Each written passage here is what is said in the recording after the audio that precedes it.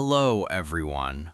I'm so glad you visited the Nightfall Narratives channel, and today I'm going to share with you the story, The Whispering Fields of Havenwood.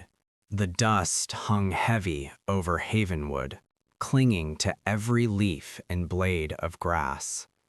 It was a place where silence was a way of life, broken only by the rustling of corn and the distant hum of farm machinery. But on an unforgiving August evening, a different silence fell, a hollow quiet that echoed with unspoken dread. A pickup truck belonging to local farmer David Jenkins sat abandoned at the crossroads leading into town. Its door gaped open like a hungry mouth, and beside it, a child's bright red baseball cap lay in the dust.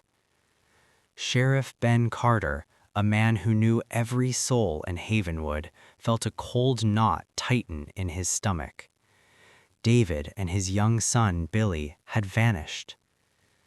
The small cluster of townsfolk who had gathered, their faces etched with a familiar, weary fear, exchanged knowing glances. This wasn't the first time the fields had taken someone, and deep down they knew it wouldn't be the last. The last light of the sun cast long, ominous shadows from the towering cornstalks, forming an impenetrable wall around the scene. The search began at dawn, a grim procession into the heart of Havenwood's suffocating maze. Sheriff Carter led the line, his voice hoarse from shouting David and Billy's names. The cornstalks towered above them, dry and brittle, brushing against their faces like unseen hands. Deputy Lena, new to Havenwood, shivered despite the rising heat, convinced she felt cold spots amidst the humid air. They found Billy's hand-carved toy train, half buried, a tiny splash of color against the parched earth. Marcus, a local tracker whose family had lived in Havenwood for generations, knelt beside it. He pointed to faint, unnatural depressions in the soil, too smooth to be footprints, like something heavy had been pulled. The deeper they went, the more the air seemed to thicken, pressing in on them. Ben swore he heard faint whispers, like children playing just beyond the next row, teasing and elusive. He called out, but the sound dissolved into the endless rustling of the corn. Sheriff Carter knew Havenwood's secrets weren't in ledgers, but in the memories of its oldest residents. Elias Thorne, his face a roadmap of Havenwood's history, finally spoke. "The fields," Elias began, his voice a gravelly whisper. "They remember. Before any of us came, the old ones, they understood. This land, it was hungry, not for water, not for sun, for time." He pointed a gnarled finger at a faded map, indicating a section deep within the corn. They called it the heart of the harvest, a place where the veil was thin. Every few generations a price had to be paid, a life, usually a child's, offered willingly or taken by the whispers. The energy fed the land, made the crops grow, kept Havenwood alive. David, he tried to ignore it. He thought it was just superstition. But the corn, Sheriff, the corn doesn't forget. Lena scoffed softly, but Marcus, who understood the deeper currents of the land, simply nodded. Following Elias's faded map, they reached the heart of the harvest. It was a circular clearing, unnaturally still, the cornstalks around them a suffocating emerald wall. In the center, a crude altar of ancient stones sat on bare earth, adorned with dried husks and rusty tools, offerings from generations past.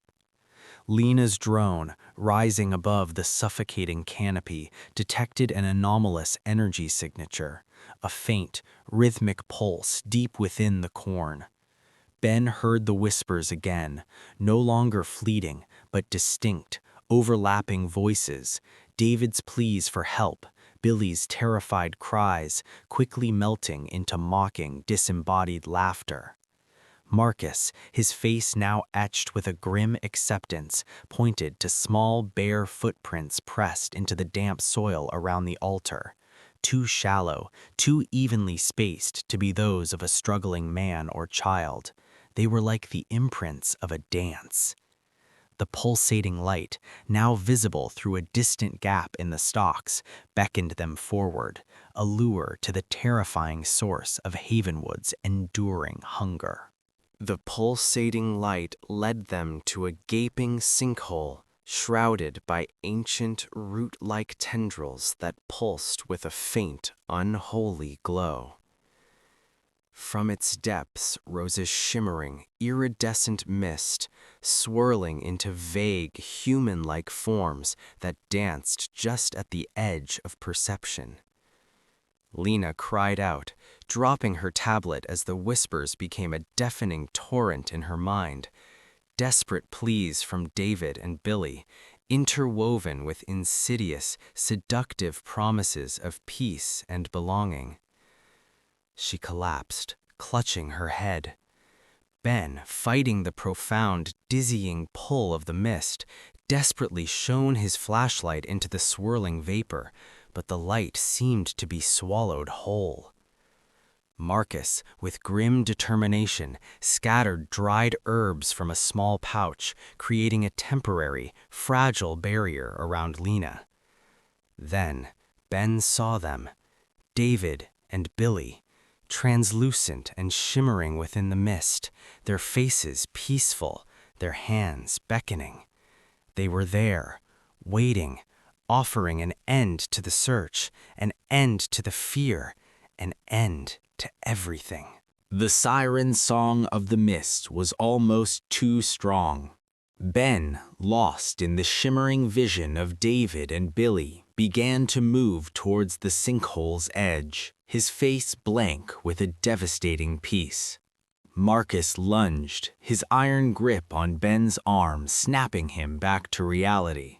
The mist, denied its prey, lashed out, swirling violently, its whispers turning from seductive promises to furious, guttural screams. Lena, eyes wide, saw flashes of Elias Thorne's youth, a grim memory of a similar moment of desperation, of a pact made long ago. The images in her mind showed Havenwood's founders, their faces painted in ancient rituals, offering their young to the glowing abyss. They retreated, Marcus pulling Ben and Lena back, their backs to the menacing, churning fog. The cornfields around them seemed to writhe with unnatural life, the rustling stalks sounding like 1,000 unseen forms pursuing them. They stumbled back to the crossroads, gasping for breath, the oppressive mist from the sinkhole slowly following them. David Jenkins's truck sat, a hollow monument to their failure. Ben, his face grim with a renewed resolve, looked at Billy's cap on the ground. He wouldn't let Havenwood claim another. Marcus, understanding the malevolent intelligence within the mist, pointed to where it was densest, indicating its relentless pursuit. Lena, shaking off the last vestiges of the entity's influence, quickly cobbled together a makeshift device from her damaged tablet, a portable speaker and a few wires. She set it on the ground. The mist coalesced into menacing, shadowy forms, reaching for them with unseen tendrils. Lena activated the device. A piercing, oscillating whine ripped through the air. The spectral forms recoiled, screaming silently as the frequency tore at their ethereal essence, dissipating them back into the swirling, harmless-looking fog. The rising sun, a searing ball of defiance, finally broke through the oppressive fog. The cornfields, now bathed in golden light, looked ordinary, peaceful, the nightmare seemingly evaporated with the mist. Ben walked to David's truck.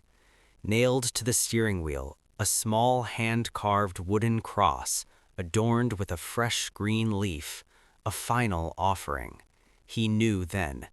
David and Billy were gone, a sacrifice freely given, or perhaps tragically taken, to ensure Havenwood's harvest. The fields, appeased for now, would flourish. Lena and Marcus looked at the bountiful crops, the vibrant green, and understood the terrible truth. Havenwood's prosperity came at a cost, a pact made with the very soil beneath their feet. The whispers were gone, the monstrous shapes dissolved, but the hunger of the land, dormant for a time, would always awaken. The silence of Havenwood was once again peaceful, but now it held a deeper, more chilling knowledge. The fields had taken their due, and they would wait patiently for the next harvest.